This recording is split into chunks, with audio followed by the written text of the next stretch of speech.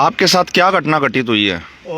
भाई साहब, मैं 1 दिसंबर को लोहानी से भिवानी की तरफ जा रहा था अपनी इसी गाड़ी में अकेला। रास्ते में बाबा मेरे को मिला, इसने मेरे को हाथ दिया। मैंने अकेला बाबा सोच के कि इसको लिफ्ट दे दूं, बैठा लिया। बैठाने के बाद आगे जाके इसने मेरे को उस डेरा जो है, डेरे से 100-200 मीटर आगे इसने मेरे को गाड़ी रोकने के लिए बोला। तो मैंने, भाई बाबा जी थे, मैंने अपनी जेब में 100 रुपये निकाल के इनका हाथ में दे दिए। क्यों मेरे तीनों बोले कौन से 100 रुपये? बोले तू बाबा ने थोड़ी देगा। इसने अपने जोड़े में तो 200 रुपये निकाले, इसने मेरे हाथ में रख दिए। मैं भगवान का दिया है, कुछ है बाबा। मैंने 100 की जगह उसकी 500 रुपये वापस दिए। इन्होंने बोले इतना एडे गंगा दिखा दूँ भाई, एडे वो करवा दूँ। तो इसने वो 200 रुपये का जो नोट था जी, वो तो मेरे हाथ में था, और इसने वो जो 500 रुपये का नोट था वो ऐसे, मतलब बोले मेरी तरफ देख। मैंने इसकी तरफ देखा और इसने मेरे नोट ऐसे करके और अपने मेरे हाथ में कहता हाथ कर। मैंने ऐसा हाथ किया और उसमें कुछ बूंदे इसने पानी की टपकाई।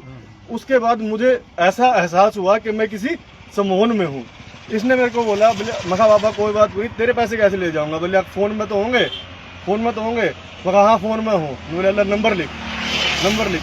तो इसने मेरे को बोला, बोले क्यों नंबर है वहाँ बता बाबा कितने? बोले जितना तेरा जी करे उतने दे दे। मैंने जी 21,000 रुपये की ट्रांजेक्शन की, 21,000 की ट्रांजेक्शन की। मैं बोले तेरा नाम का मैं वो लगाऊंगा, बोले ना भाई भंडारा भंडूरा करूंगा। बोले तू 30,000 रुपये और कर दे। मैंने उसमें 30,000 रुपये और किए जी। जब वो दूसरी बार 30,000 के लगे तो मुझको ऐसा लगा कि मैं किसी सम्मोहन में हूँ। तो जब मेरे वो छूटा, इसने मेरी ये चैन पकड़ रखी थी। बोले क्या चैन दे दे। मैंने इसको ये बोला जी ये चैन मेरे माँ की और मेरी बीवी की है, मैं यह चैन तो बाबा मैं ना दूँ। बोले गाड़ी दे दे। मान बाबा तू गाड़ी ले दे। कौन सी बाबा? इतनी देर में तो ये नीचे उतर गया।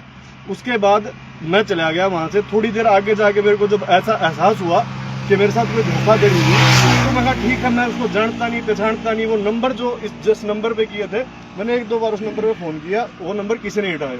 उसके लगभग 3-4 दिन के बाद मेरे को अननोन नंबर से कॉल आती है। उसमें यही मेरे बोला भगत सुनील, और ये मेरे से दोबारा कुछ पैसे डलवाने की मांग करते हैं कि सेवा कर दे। तो मैंने कहा बाबा जी अब कुछ नहीं है, क्योंकि मेरा खुद पुलिस के साथ उठना बैठना है।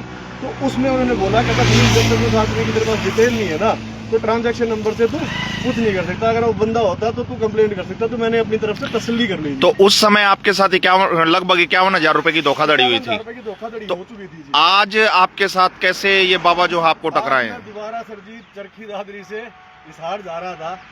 बाय चांस इस रोड पे से जब मैं निकल रहा था तो यही बाबा मेरे को सड़क पे हाथ देता है। यही बाबा मैं सड़क से हाथ देता है।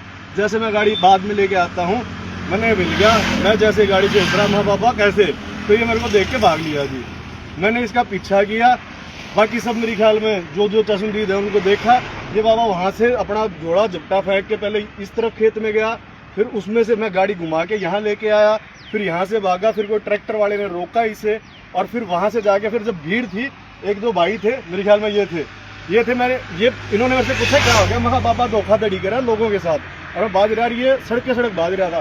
फिर इन भाइयों ने, ये जो भाई साहब थे, शायद 2 थे, इन्होंने इसको रोका। और रुके, इन्होंने मेरे से पूछा कि क्या हुई है। मैंने बोला जी इसके साथ बैठ के पुलिस में चलना है, मेरे को कुछ नहीं करना है। तब इन सभी भाइयों ने इसको रोका।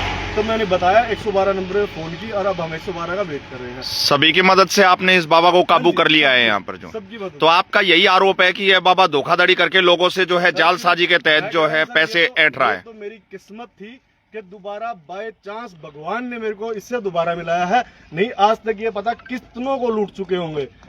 ये ऐसे ऊपर करना बाबा जी एक बार, ये ऐसे है जो धर्म का है ना, धर्म का दुरुपयोग करते हैं। धर्म के नाम पे है ना, असली जो बाबा होता है, जो अपने कान पड़ा के भक्ति करता है ना, उनके ऊपर से विश्वास उठता है, सिर्फ इन जैसे लोगों की वजह से। तो अन्य लोगों को आप क्या संदेश देना चाहोगे इससे? किसी भी धर्म का, जो ये धर्म का ओढ़ना पहन के घूमते हैं और लोगों को सम्मोहित विद्या से या अपने मंत्रोच्चारण से या किसी भी तरह के सम्मोहन से देते हैं, उनसे बचे। मैं इसका भुगत भोगी हूँ, आप भी इनसे बचे। किसी भी से अगर कोई धर्म का वो देता है तो उससे बचे।